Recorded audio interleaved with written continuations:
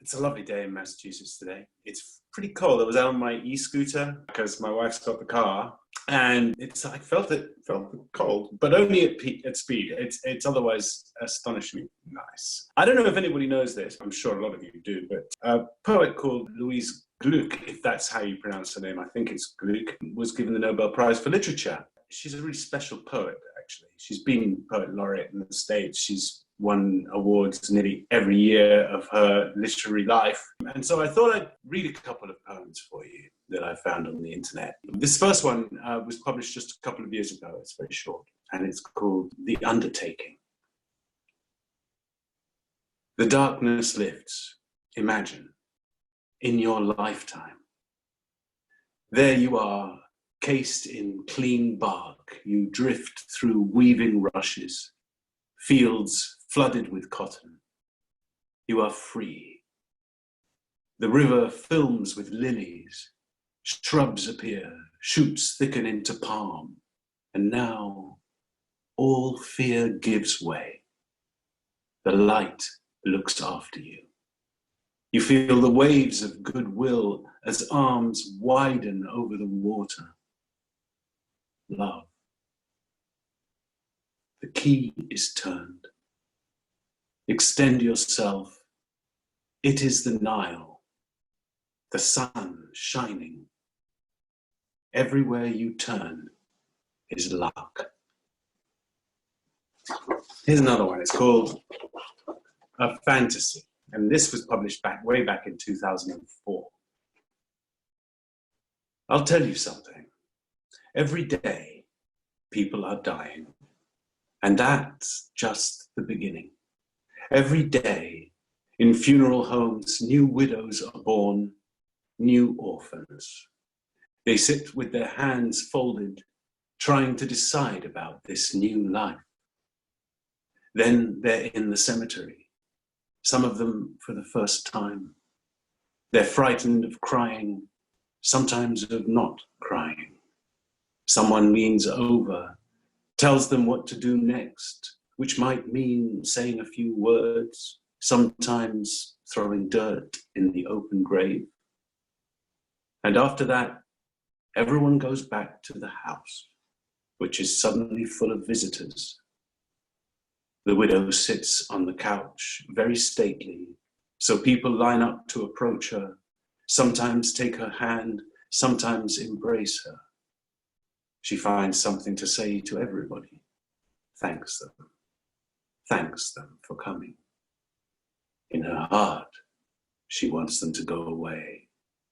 She wants to be back in the cemetery, back in the sick room, the hospital. She knows it isn't possible, but it's her only hope, the wish to move backward. And just a little. Not so far as the marriage, the first kiss. So I think it's just a little sample, and I probably butchered them, but I think there's something rather beautiful about that poet. So if you don't know Louise Gluck, I would suggest you just look her up online and read through her stuff. She speaks really simply, but really with steel. So good. That brings on our first guest, I hope. Those are really lovely. They are. A lot of people in the chat are talking about not realizing that's something they needed was to hear you reading poetry on a Friday afternoon. Okay, we're going to hear from John. Hey, Sid. Hey, John. Nice to meet you. You sound like you might be in the UK. I am in the UK, yes. I'm in southwest Wales. I am Welsh, as you can hear. I can hear that. It's a beautiful, beautiful accent, by the way. And not only that, but you come from a beautiful part of the world. What are you up to? What's your thing? So I've had a bit of a weird year, to be honest. I know everyone's had a weird year with lockdowns and the pandemic, but I've had some interesting health problems that, I thought I'd share to, raise awareness. Absolutely. Please do. So just a bit of backstory. I'm normally a very busy person. I like doing lots of things. I'm involved in amateur dramatics as an actor and as a technician and backstage. So at the end of February, I was at my weekly scout meeting and I started feeling quite unwell. I managed to get to the door and then I lost consciousness. passed out.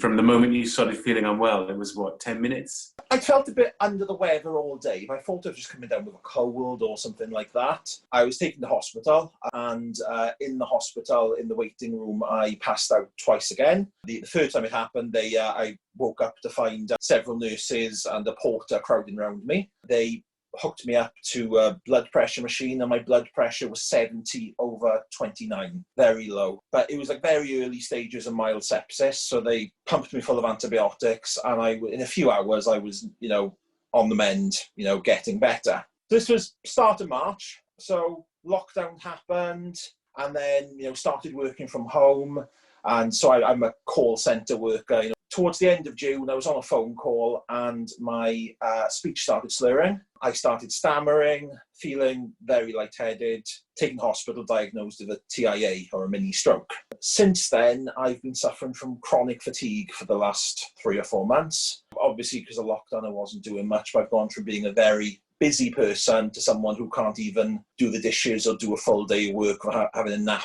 Been a weird year. It was been a weird year, dude. I'm so sorry. And gosh, where do I start? Do you have a diagnosis for this secondary thing? No, I've been back and forth to the hospital under the care of a specialist. Quite insultingly, even though I'm under 32, I'm under the care of a geriatric specialist. But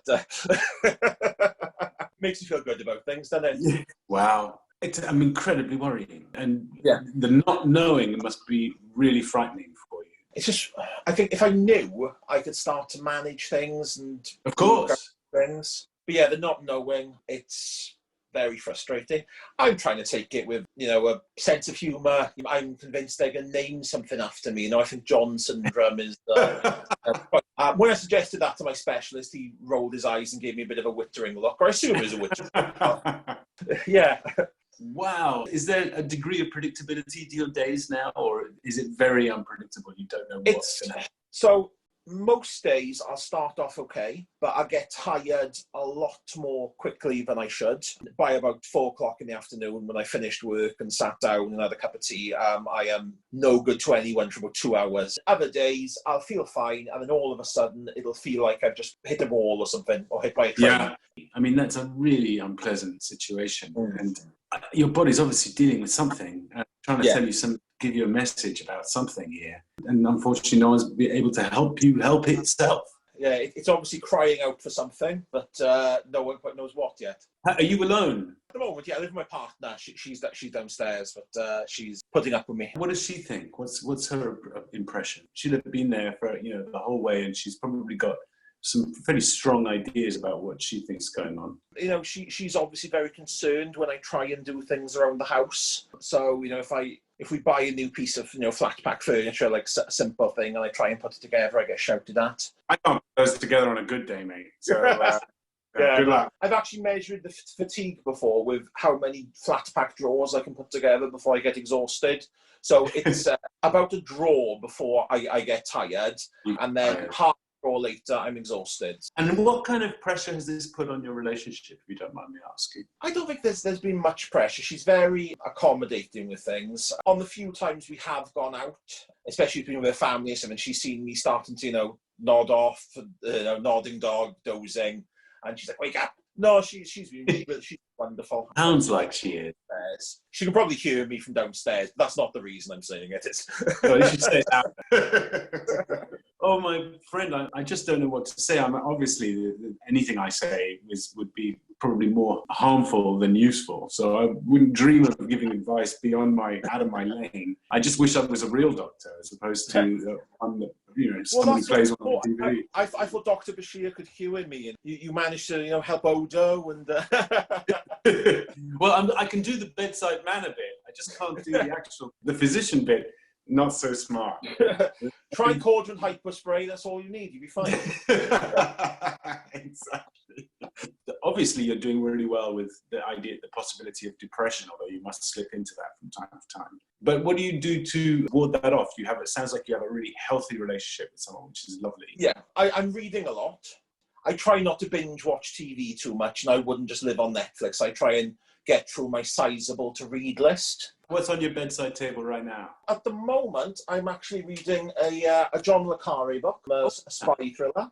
The other day, I read Andy Robinson's Stitch in Time for the first time in several years, so that's always a good read. And you know, Armin Shimmerman has just brought out a trilogy, a beginning of a trilogy. Has he? Yes, and it's on his website. It's called Illyria, and it's an Elizabethan crime thriller.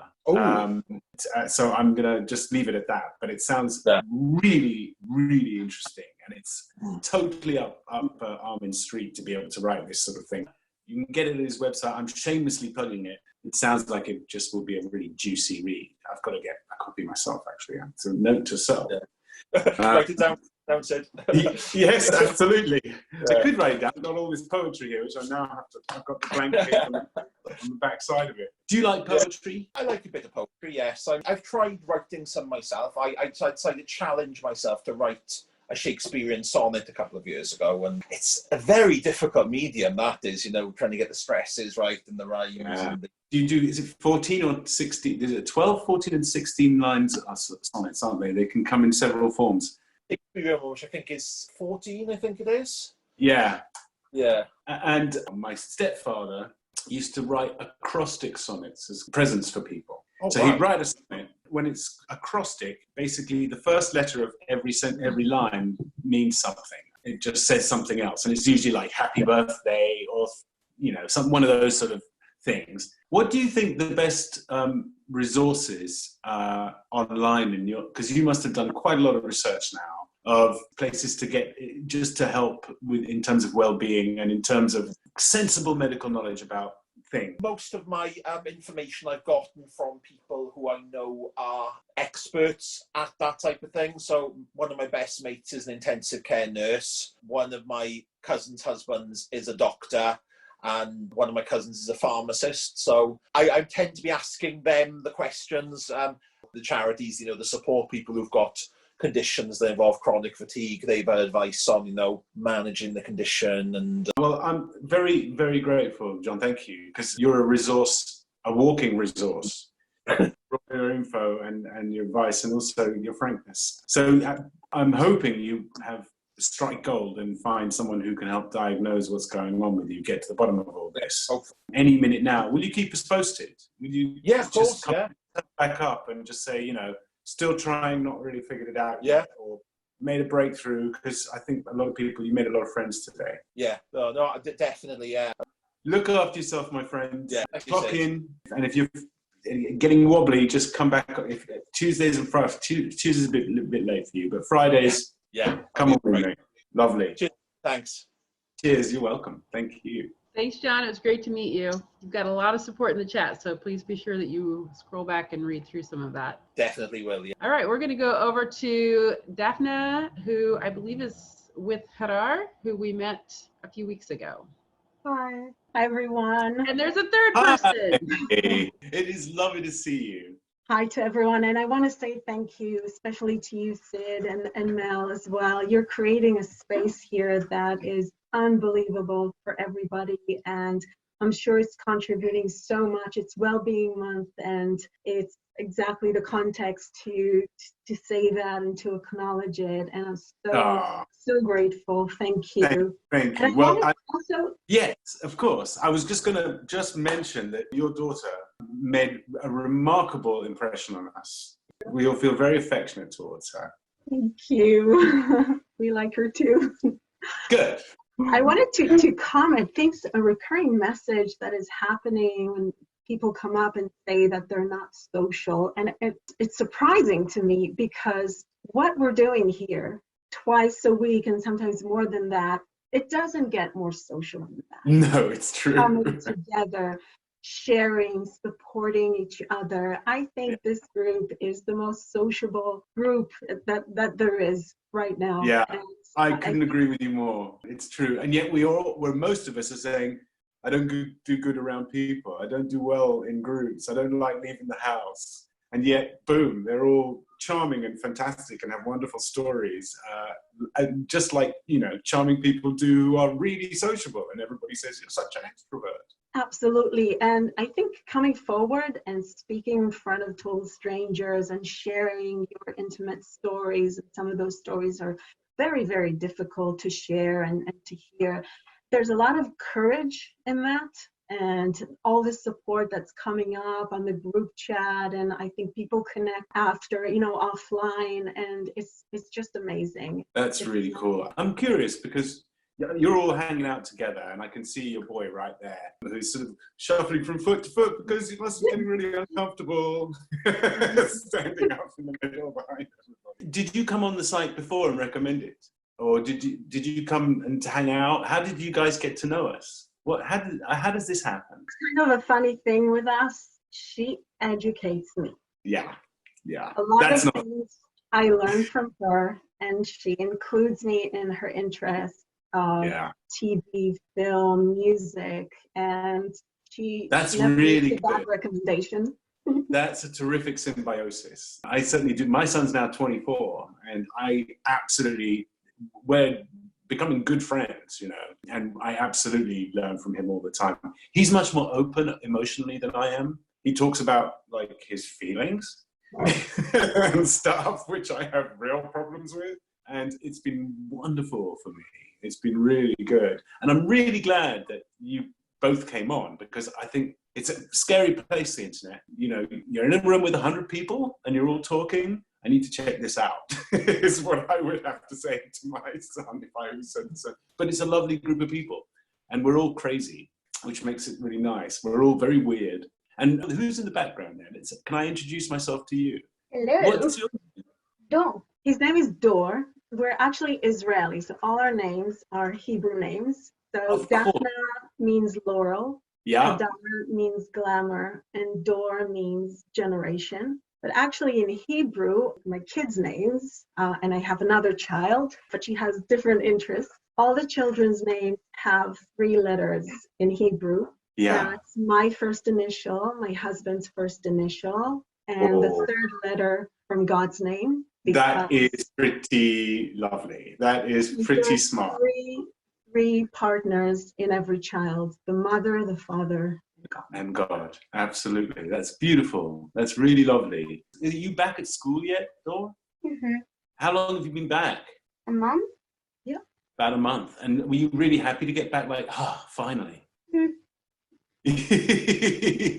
You're brilliant, by the way. This is good. I don't want more than 1 syllable answers. They really puzzle me.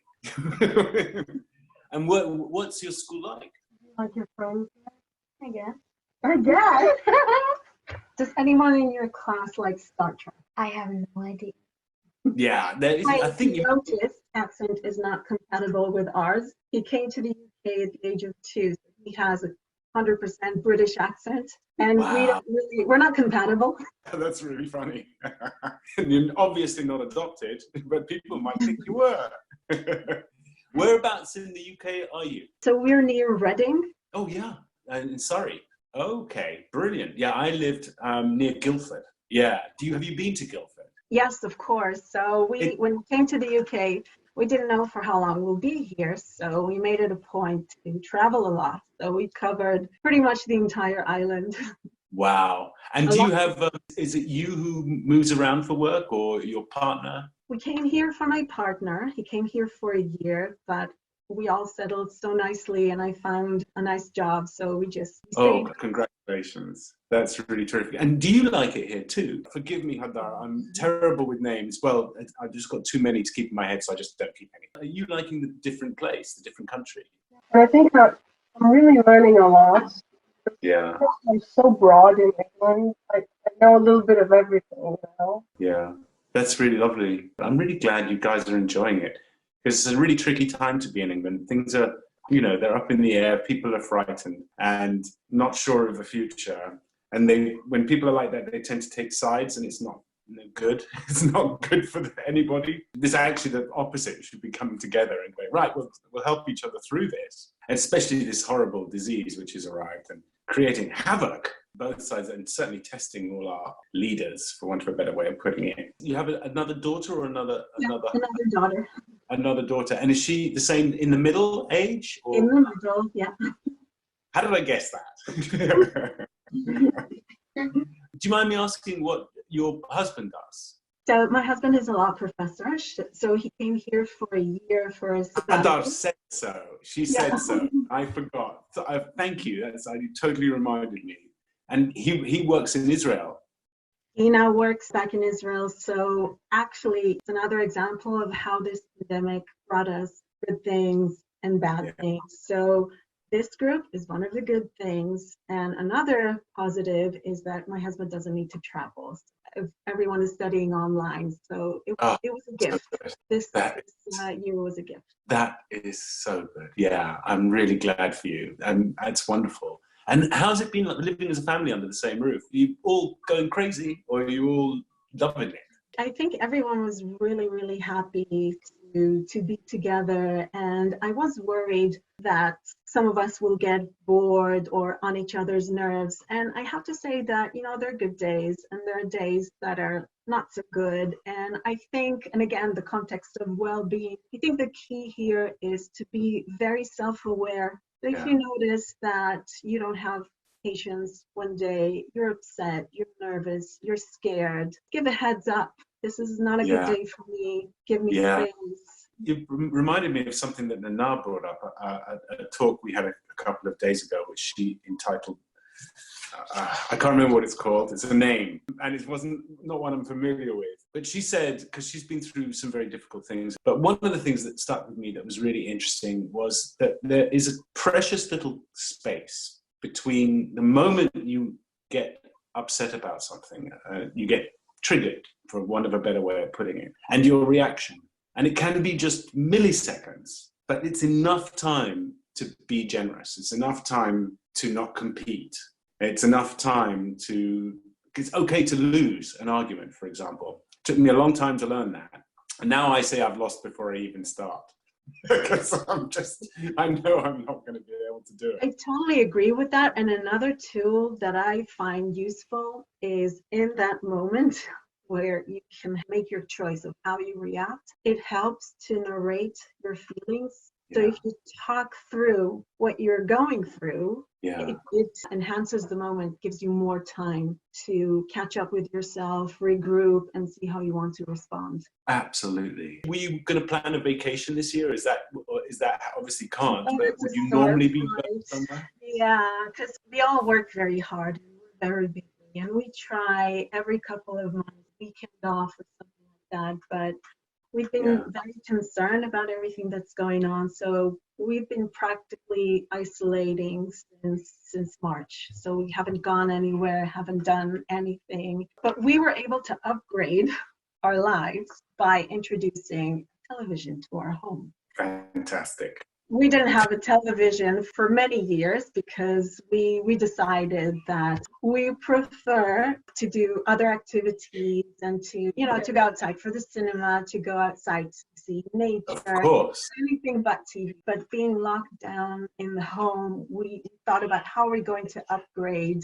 And so we decided to finally bring in television to the home, and then Hadar can watch her Star Trek on a large screen. Oh, thank you, Hadar, for supporting us. I think that's really smart. I mean, I think TV is like every tool, and as long as you know what to watch, you're fine. I think the moment you just sit waiting for it to tell you what to watch, you're in trouble. And commercials, just that drive me mad. I don't want to see another commercial and now I've moved back to the States where you came from. All I'm seeing is commercials. Even the most important TV shows like the news, they stop for commercials every 5 minutes. Like, wait a minute, are you just telling me this amazing or terrible or world-changing thing, and now we're going off to our sponsors? And oh gosh, all right. The world has to pay for itself somehow. Anyway, listen, I have loved talking to all three of you, and I want you all back, please. Whenever you have a chance, come on in and come say hi. That'd be really cool. I'd really like that. Give us updates on what's going on. Everybody, we love all of you. Such a pleasure to watch everyone, and please don't hesitate to share your stories. You never know what impact you have on others. Some people hear you out, they can relate, and it gives them so much inspiration and support. So Thank you so much, everyone. I'm so glad you said that, Daphne, because people try and thank me for this thing, and it's not a me thing, it's a us thing. It would not be anything if it was not, or if we weren't all of us. You know, I'm just a cute lampshade in a window, but the house is pretty damn beautiful. Excuse me swearing twice today. I'm losing my edge. Okay. Oh my gosh. I want to quickly share something. After she spoke with us last time, Hadar decided to attempt some baking. Oh, Sent great. us a photo. Things you do in lockdown. Oh my goodness. Now they've got a French name and I can't remember it. What are they again? Palmier cookies. They are just beautiful. My goodness, they look like owl's eyes, very wise owl. I love those. They're, Dor wants to say cinnamon. Dor doesn't. okay. Well, they look delicious and buttery. I made the puff pastry myself. That is impressive. You've got to keep cold hands, haven't you, the whole time? Everything has to be cold. Back in the fridge, out of the fridge, back in the fridge, out of the fridge. It's such a drag, but you did it. You're amazing, Hadar. Have you got any other photos? Does Mel have the baby pictures, maybe? I do. Let me switch over to those real quick. I look a lot like him when I was a baby. You can tell my by her goodness. face the personality that she has. You, Here she's like 3 years old. When she was 2, her younger sister was born, and she was impressed. When we brought her sister home, she was annoyed, and I thought that if I bed, she would think it was cute, like another puppet in the bed. But she came into the room, saw her sister in her bed, and she said, "Take that thing out of here." So that's the face that said, "Take that thing out of here." I was going to say that face looks like really beautiful trouble. Don't mess with me. I know what I like. Oh, that's just adorable. Oh, what age? Do you know what it's like? 8, 9 months, something like that. 7, 8, yeah. You are too cute. Very cute. In different ways. Very cute. It's very hard to look at your own photos. I find it very hard. So I don't know. It's always a bit embarrassing. It's like, oh gosh, was I really like that? I thought I was 40 the minute I came out of the womb. Well, thank you for sharing those. And if we missed any, Hadar, I know that was it. thank you. Thanks very much. Thank you so much. Bye. Bye. Bye, until next time. Thank you all. It was lovely to meet you. All right, we're going to meet Stefana, who has a super cool job. There we go. Stefana, are you there? Hi. Yeah. Stefana, You. do you mind asking where you are? Whereabouts in Yeah, I'm in Toronto. I'm in Canada. Oh, fantastic. We have a lot of Torontons in the group. Has it got properly cold yet? A really beautifully slow drift into autumn. A shallow dive into yeah, winter. the leaves are beautiful. It's sunny. It's incredible. It's the best place to be in the autumn. Yeah, it is, I'm sure. The leaves here are pretty awesome too. Yeah, But I right, think yeah. we get the same stuff because we've got a lot of these maple trees which like to flush. Yeah. Yeah. And are you living with family or? I live with my partner, and we're both artists, so we both have a studio that we share. How fantastic. Pretty ideal, yeah. It must be pretty wonderful sharing a studio with another artist. Yeah, it's great. He's probably the first person I've ever met that I would share a studio with. It's like forced symbiosis, which I really Yeah, like. it's great. It's great. I think I'm a lot more of a distraction than he is. He's so courteous with the space. I'm always like breaking into song and just kind of speaking in tongues and saying kind of wild things in a corner. So I'm So more you're of a... You're the noisy one. You're noisy. I'm a noisy one, yeah. And is your art noisy too? My art is noisy. I'm a sound designer and I produce beats, and I'm like the techno bro of the relationship, and he's like the very polite, kind, That's so quiet cool. man. Wow. So wait a minute. These are installation pieces, or are these? Obviously, there's a commercial side to being a sound designer. I mean, you can Yeah, yeah. You probably got into it for different reasons, but Yeah, totally. My background is in political science, so I was getting ready to work for the government, and then I did a yeah, huge 180, and I gave myself until 30, I think, to just be an artist, and yeah, really great grants in Canada. So I've just yeah. been living off grants and freelancing, and so I do sound design for film, and then I do some like podcast editing and things like that. And then I do sound installations that lately have centered around like outer space and around critical disability stuff. Project that I had mentioned to Mel was about outer space and sound. So that's kind of what I've been working on. Oh my goodness, that sounds just wonderful. I know because I read the paper that scientists have distilled sounds from outer space. Did that inspire you, or did you imagine it on top? Did you imagine on top of that? I was walking home from a job a few years ago that I hated and was kind of tearing me up from the inside, and I was thinking about a song I was writing, and I was thinking about how I wanted to make it sound like I was on Saturn. I got home and I Googled that, and I kind of assumed that people had already done that, and I was so surprised that no one had done a kind of semi-scientifically accurate version of essentially like of a guitar pedal that would like sound like the music is happening on Saturn. And so then I applied for funding and I got the grant, and then I went to NASA, and I've just been basically doing that research with them and kind of trying to do You're partly responsible for the stuff I'm reading in the paper. So they just started, when they launched the rover in the summer, the 2020 rover, the Mars rover, the one that's getting to Mars next year. Yeah. That is the first time, hopefully we'll have successfully recorded audio. So they have a few different microphones on the rover. One of them will record the landing, and then another one will actually record, hopefully, like how Mars sounds. The ambience.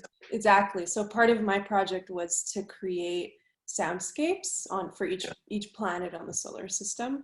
So I'm excited to see if I was right, because I'm totally, obviously, creatively approaching this. Such a really cool thing to do. I mean, I'm so excited for you. I mean, I'm a little jealous too. You can go wherever your imagination takes you. Yeah, it's a dream project. Oh my goodness. Well, I think I found most of the stuff because the BBC every now and then on their website come up with this stuff. They'll play you the sounds that the scientists have synthesized from these sources, and they're kind of fanciful. But the interesting ones are the really early ones, which were just like white noise, like kind of not really white noise, very slow motion, click, click, click. A lot of like underwater whale language, or not whales, that makes dolphins, they click. They recorded a lot of clicky stuff, and they said that there was a rhythm to it that was kind of interesting and maybe pointed towards some interference, maybe not just entirely natural, etc., etc. Is that part interest you? Does it interest you where these sounds are generated? Yeah, for sure. I mean, a huge part of my research had to do with figuring out what possible weather patterns exist on the 8 planets. I mean, obviously we know about Earth, but I was trying to figure out those kinds of details. And that was where the NASA researchers were so helpful, because there's only so much I can research. And we started kind of figuring out that, for example, on Mars, there's dust devils, and there potentially would be the sound of like dust kind of cracking and just sounding like all kinds of different ways. So a lot of the most fun parts have been actually thinking about how the weather would sound, because there's so many interesting weather differences on the different planets. Like so many storms, a lot of storms really, actually. But then there's something like the Mercury is so different because it doesn't really have an atmosphere as an exosphere. And so the sound itself would actually only travel through solids. And so the whole way I imagined that was as if you somehow could breathe and, in space, and then would actually put your ear on Mercury's ground. And so you would hear the Mercury quakes, which are like earthquakes, like through the actual ground. So a lot of the stuff I'm interested in has to do with how things would actually sound to our ears. Oh my goodness. I'm interested in the different qualities of silence. It's like the number 0, and there's something interesting about it, because it's without 0 in maths, really nothing kind of exists. And without silence, no sounds obviously exist. I don't think I've ever heard profound silence. And I know that we have a member here who is profoundly deaf. and can't hear, but I think he can hear something. We didn't get to talk all about that through he has a wonderful contraption, which I don't know if you heard him, if you were here, it was a few weeks ago. He speaks incredibly eloquently through, and he can hear me talking like this quite fast without any trouble. But I'm curious about that area. Is that an area that interests you from a musical point of view? Yeah, totally. One thing I brought up to the NASA folks was, and it was funny because I was like, has anyone ever thought about doing this? And they said no, and that surprised me, which was sort of similar to what you're describing, which is some kind of contraption that astronauts could wear. Because like even these AirPods, they're created with microphones inside that listen into my ear, and so that tells it how to noise cancel. So with a similar idea, but like opposite. So if you can imagine an astronaut having ears, like pretend ears, robotic ears essentially, on their actual helmets, I think that would be like one way that people could actually experience sound in a more realistic way. Because like for me, what's so fascinating about outer space is, and as a disabled person, what's so fascinating is that we are all disabled in outer space. We are not able-bodied there. None of us are. We can't even breathe. So, not let alone hear or other things. So I think that's kind of where I'm approaching a lot of that from, and what I find so fascinating, especially where the speculative kind of creative parts come in. It's very fun because it's all so rooted in imagination, and it's a very unknown territory. I mean, we just don't we don't even really know what any of. And it's so informative, like. You know, this work is so informative to whatever it is you choose to do going forward. That's what's really exciting. You've started off in a weird area, and hopefully that means you're going to be in a really weird areas later. And that's going to add to our knowledge, our conversation, and hopefully you're one of the most eccentric artists out there. And I say that with all due respect, because where you want to be, having got to where you are through this tangential, bizarrely super scientific, super analytical, super empirical. Oh yeah. I didn't even do physics in high school. I did everything possible to avoid the sciences and all through high school, and only to find myself like, 28 years old and just digging through atmospheric sciences and tables. Have you found an interest? Have you developed an interest in science because of it? Yeah, I have. Kind of having like I'm entering my Saturn return, so I'm starting to really question my entire life and my whole path. Yeah. And I think science is the key. I think all the things you hated when you were at school, I think this is like an admonition to all fine artists. And as soon as you're able, as soon as you're old enough to get into the sciences and start learning the language of truth, that truth. Mm-hmm. I'm too old, really, I think, to learn it properly. Right. But I appreciate it. I love it. I see an elegant equation and it's explained to me, and I'm like, oh my goodness, that's astonishing. Reading Feynman's books, who basically talks to children about quantum physics, is like a revelation. So please go that way, and then decide to be a doctor by all means. But at least dip your toe into the pure sciences and the theoretical stuff. Yeah, because totally. you're really good at it. That's wonderful. I think it's brilliant. Obviously, I'd love to hear some of your stuff, but we probably need headphones to appreciate it. So maybe one of these days, if you're back, warn us, and if you can play a little stuff, that we'll would all be bring great. it up so we can actually listen to it as closely. Yeah, I can show everyone like each planet. We don't have to go through each planet, but we can pick a planet and hear how it sounds. We can give you all the time you want. So I'd love that. Whatever you think is nice. People would find that really soothing and interesting. Great, yeah. It's basically like a soundscape on Earth, like the sleep apps where you can, be like, oh, I want a rain or a campfire. It's like that, but just really stormy.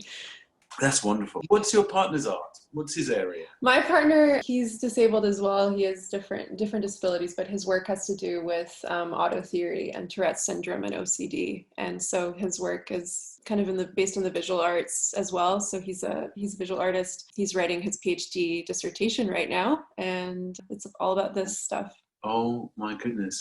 I want to talk about disability one day, mainly because, sorry, this is just me ranting. We kind of have to say we're disabled because people need to be warned for some reason. The more I think about it, the less disabled people appear, and we've got some self-admittedly severely disabled people in the club. But my goodness, they're eloquent and they don't seem disabled. We all seem like fish in the sea when we're in online like this. We're just all, you know, just weird shapes. And love talking to you and people like you, because you cheerfully say that you're disabled, and yet it's almost imperceptible. And there's no medal. You have no armor that's visible. I hope that stays that way. I like that. Yeah, no, it's interesting. I mean, there's so many different. It's interesting to see too how much people are learning about different kinds of disabilities, and I think that's really amazing. And especially during the pandemic, I've been lucky and grateful to be a part of a number of different online communities made up of disabled folks and crip folks, and that's been super powerful. And that's a whole other thing. And I'll just say that very quickly. But No, you've got doing. Cool. We've been doing like online, I'm a DJ, so we do online kind of dance parties for disabled folks. And it's been so amazing to see how to make a dance party as accessible as possible. And actually the Zoom platform works really well for that, because we can have audio descriptions and image descriptions and everything. It's been really cool. That is really cool. I don't know if it's sensible, but if there's anyone disabled here who would like to attend one of those, is there an easy way to do it, or would you tell Mel how to get in touch? Because I don't want to intrude. I don't want to. Yeah, I'll put some links in the chat. Stefana did send us a short soundscape if you guys want to experience. Oh yeah, right. I just want to warn you that I have pretty awful speakers. Okay. I'd like to put on earphones. Yeah, so the video shows, it's I think it's a couple minutes long, and it basically shows the sound of a river on Earth. Oh wow! And then it goes through the Mars atmosphere. That sound.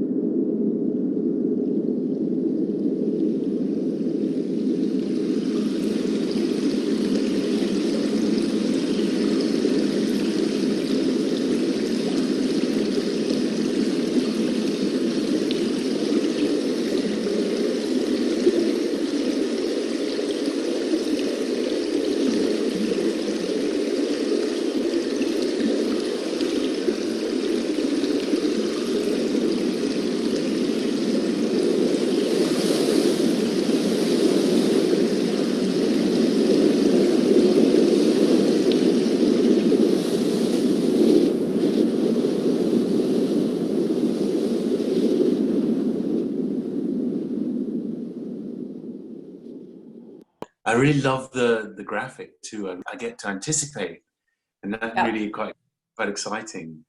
I can hear it. You can see exactly. Yeah, yes. this is the atmosphere of Mars, and then hitting, you know, whatever the solidness. Oh my goodness. Yeah, and all of that will be available. I'm not sure when yet. I'm currently in conversations with NASA about how and if they're going to host them on their website. But all of those plugins, the one that video showed, that will all be open source and free for everyone in the future. So as soon as they're out, I'll let you know. That's really generous. Thank you. Thank you. You must come back. I mean, people will be like begging you to play that. But you might wake everybody up afterwards. Yeah. I know, it's very sleepy, soothing. Fantastic. Thank you very much, Stefan. Thanks so much. Thank you very much. Thanks, everyone. Thank you so much for joining us and sharing. We have endlessly cool people here. Yeah, we do. Crazy. All right, we're gonna go to Evelina, one of our nurse friends. Hi. Hi, good to see you again. How are you? Very good indeed. How are you? Because it was just getting a bit more freaky last time we talked. Yeah. Where you are. Yeah, and now we're almost at the top of, in Europe, like the most cases every day. So it's Oh gosh. going very well over here. Not going very well, and you're a nurse. You're right there in the front of it all. Yeah. And I think your partner's a nurse too, if I'm not. Yeah, he is. Yeah. How's it going for both of you? For me, it's kind of all right. I had a really weird shift yesterday, but for me, it's still okay. We don't get a lot of COVID patients because they get screened before they are sent to our unit, so that's okay. But for my partner, yeah, he works like the OR complex thing. So a lot of Yeah. planned surgeries are getting cancelled again. So he's probably gonna have to go to the ICU soon to work there, or one of the COVID units again. But Does that make you we'll see. worried, or is it just sort of that's our work? It's not. It doesn't Yeah, worry me. it's our work. Yeah, of course, it's a very weird situation, but it's still our work. Yeah. Yeah. I still have work. I'm very grateful for that, especially. Well, we're grateful for you as well. So this is a two-way street. Yeah. Yeah, it's a lot more difficult, I think, for people who don't have work and are not secure in that way. And What went wrong? How did you slip so far down? Because it's the Netherlands, yeah. It's such a model country. Everybody's so well behaved. Yeah, but everybody's very, I don't know the word, geez. They're over it. They're fed up with the COVID, Yeah. so they're like, I'm done. Yeah, so, Oh. well, it's fine. We're hopefully. I think you'll be fine, but I'm hoping you'll be fine. Actually, that's much better. And also your partner. He's never shown his face. He's obviously always working when you. Yes, the last time, yeah. He did.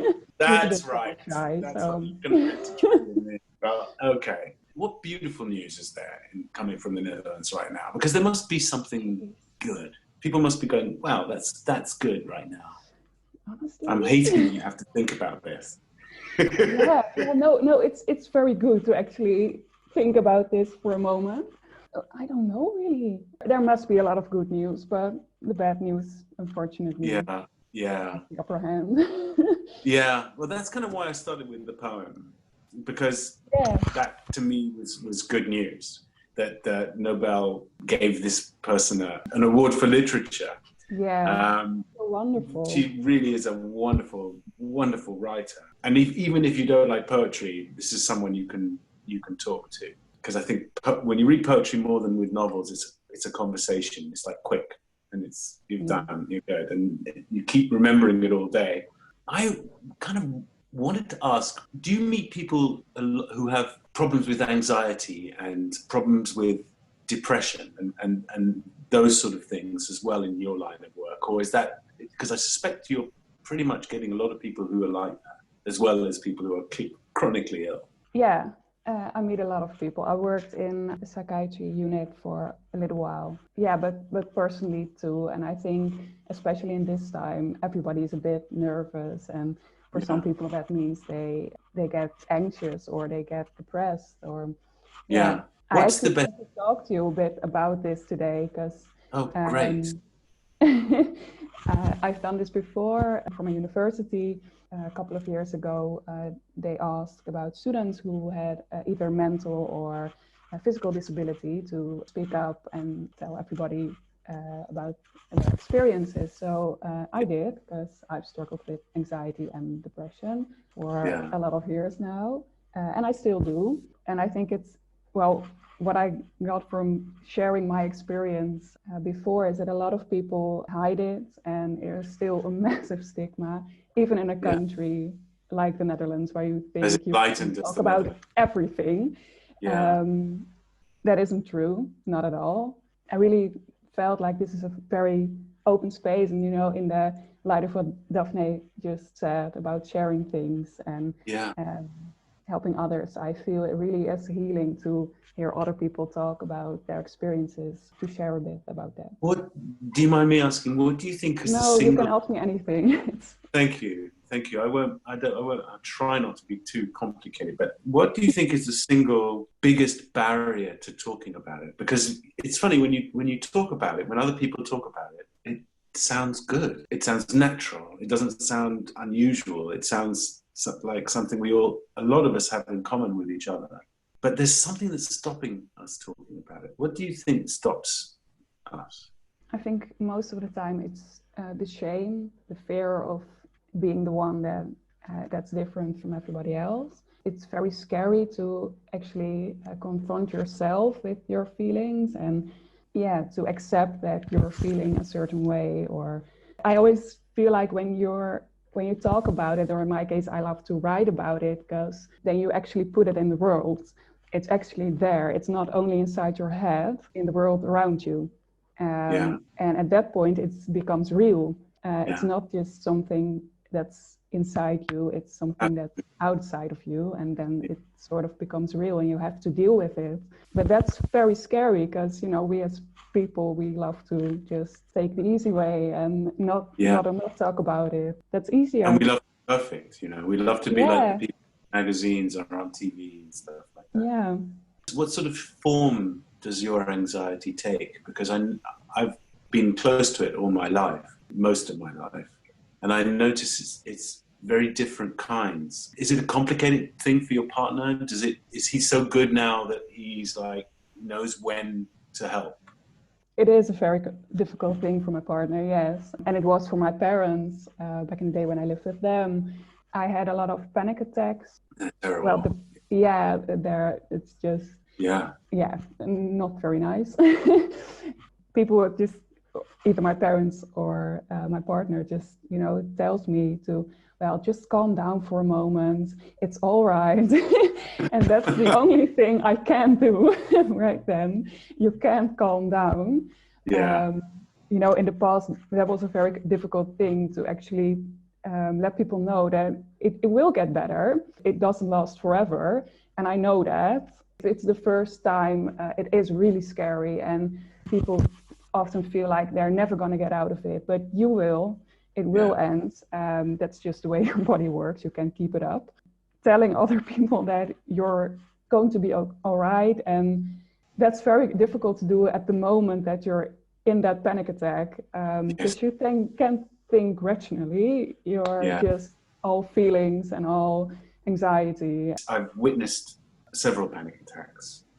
And I've been really humbled by them because I feel like I'm really good at dealing with situations, but I haven't been able to deal with this situation. It's been like, no, you can't get in, you can't help me. But what I did find was that the person who having the panic attack had a favorite person, a person they could talk to, who calmed them, just to talk to, and I would be sitting watching. Is that a possible? Is that a way of helping with the panic? Do you have a sort of person whose voice makes you go, even though you're in a box and you can't get out? I personally don't, I think, but it's very important that people who experience this find something that helps. So if that can help one person and it won't help the other, very different in every situation. For me, when I have a panic attack, it kind of is the feeling of somebody who just jumped on you and scared you from behind, like someone grabs you by the shoulders. So for me, it's like, oh my God, something is behind me. Or so I sit against the wall, literally, because then I feel the wall and it kind of helps, you know, think like nothing is behind me, it's the wall. So it's very different, I think, for a lot of people. But generally, if you witness someone with a panic attack, it helps to just be there, not question them too much because they can't think at that moment. And asking a lot of difficult questions will only make more panic or make more anxiety often of the times. So just be there, and most of the times that's enough. Some people actually have a card with them, which I really supportive if you do, because you can give it to people if you're in a panic attack, like this is what you can do for me. Yeah. But just be there. That's most of the time that's enough. Just that's really wonderful. You're not gonna leave, and if they need anything, you're there, and that's enough. That's beautiful advice, and that's really wonderful. It amazes me just how wonderful the mind is. I mean, how wonderful the human mind is, and I'm sure it happens in animals too. I had a dog who had panic attacks, which is weird, but it's true. She would, if I left her in another house, which I did one day, halfway through the night, she just went. She couldn't cope, and I brought her. It was only a few yards. It was only not very far, 100 feet, 100 meters. Brought her back to my place, and she was just shaking for 10 minutes. I'm just sitting on the sofa shaking for 10 minutes. But I'm amazed about, and this is a slightly weird way of looking at this because of the stigma associated with panic attacks and the fact that they're complicated and difficult for us to deal with. But there's something really beautiful about a mind that can just take over when it wants to. It just shows the power, you know, that you have, and it's amazing when it unleashes. It just takes over your whole life, And it feels to me there's an untapped resource in here somewhere, this strength, this ferocity that could be used in some way, harnessed. But that's me just thinking out loud. I don't really know that at all. But I do see the beautiful side of this thing. I can't thank you enough for talking about it. Do you find comfort is there resources online, or do you think that's all not good because everybody is different? Everybody is different, and I kind of want to warn people, because if you read online, a very big problem is people who self-diagnose and people who are too quick to diagnose others. Please don't do that if you're not licensed to do so, because it's very hard to come up with a diagnosis for somebody. And even if you're trained at things like that, you always think about all the variables, and you've got to spend so much time with somebody to actually pinpoint what is wrong. And we still don't know everything, and especially about the brain and how it works and about mental illness. So please beware that you're not falling in the trap of self-diagnosing. Good. That's great advice. Please seek out help, also away from the internet, but actually somebody you can talk to. If stuff on the internet helps, please do so, but find somebody you can really talk to. Find some, like a therapist, like a doctor, a family member, maybe the first time, somebody you just trust, and talk about it. That's the first step. Be open about how you feel and what you're experiencing. Just put it out there. That's kind of the first step. Thank you. Do you feel that anxiety is part of this, or do you think that they're different kind of somehow, like two different colors that could be similar, but like red and pink, or or are they distinct? In what way? In comparison to what? Are panic attacks a direct result of an anxiety, or do you think they're different animals? I think if this is still right, and Ariel probably knows this, but in like medical terms, you have different types of anxiety disorder. And for one person, that can be just, constant panic attacks, or that's the major issue. And for others, it's generalized anxiety, and panic attacks are just a symptom of the generalized anxiety. I think because we don't know, and maybe in the next years we think about this completely differently, but I think they are related, and a lot of people with generalized anxiety can get panic attacks. I think that. That's good. That's really good. I don't know everything, and what? No one knows. No one knows, but people have really good ideas, and your ideas are good. And it's so helpful to talk to somebody who not only is in the medical field like Ariel, but also suffers from some of the things that we're talking about here, and has lived through the problems herself, and knows how it affects people around you, because people get scared. First time I saw a panic attack, first I got angry. It's like, pull yourself together. What's wrong with you? Just mind over matter. Get a grip. These are crazy things you say. It's like, you should do better than this. You're old enough to do better. And then I started to feel helpless, and that's another problem, because it's no fun for archetypal men to feel helpless. They like to be in control of everything. So this is really, really useful. Thank you very much. And don't blame yourself for that reaction, because I think it's logical to react that way, because you feel like just pull yourself together. And I told myself that so many times, just pull yourself together. And it's a very natural reaction, I think. So don't blame yourself. It's logical. It's fine once. I can't do it twice. Thank you so much, and you're always welcome all the time, and your partner whenever he gets back. I hope you stay safe, because I know things are getting a bit crazy. You too. And can I just quickly ask, how's your dog? Because I totally missed last time when you introduced her. And her? Beautiful. She's beautiful. Her, Nina. We called her Nina. Lovely. I'm looking for a photograph. I don't know how easy it is to see this. That's her hiding under the car because it's raining. Oh dear. That's her lying on the carpet. Can you see that? It's not very clear. It's lovely. And that's her outside, just hanging out. Oh. We took her to the vet. It turns out that someone took her tail off. When we got her, she was only 8 weeks old. So Someone thought it was a smart idea to take the dog's tail off before she was even 8 weeks old. Next time I'm here, I'll bring her in, but she is crazy. She eats everything. She goes outside to pee. She doesn't pee. She goes outside, she just listens, looks, everything is fascinating. She comes back inside, pees immediately. Of course.